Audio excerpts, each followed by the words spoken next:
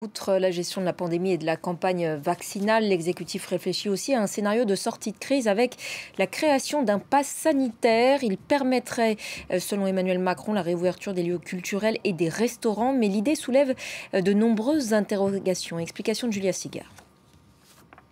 Emmanuel Macron a évoqué la création d'un pass sanitaire pour, je cite, améliorer le quotidien des Français et permettre aux restaurants et aux lieux culturels de rouvrir d'ici le printemps prochain.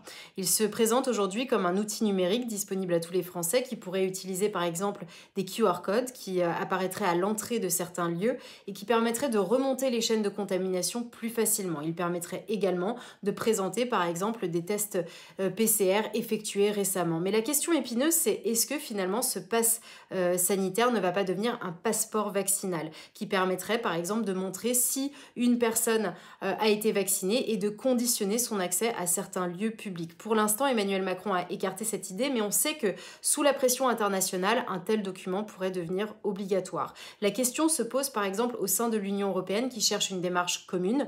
Vous avez certains pays qui dépendent notamment beaucoup du tourisme, comme la Grèce, qui va pousser pour la création de ce document. L'Allemagne s'est aussi dite en faveur d'une telle démarche. Mais cela pose de nombreuses questions, des questions de sécurisation des données, bien évidemment, mais aussi des questions éthiques, puisqu'on sait que chaque pays n'a pas le même accès au vaccin. Pour l'instant, seuls 5% de la population européenne a été vaccinée, et on sait que, par exemple, les jeunes n'auront pas accès au vaccin, en tout cas dans la campagne vaccinale française, avant la fin de l'été.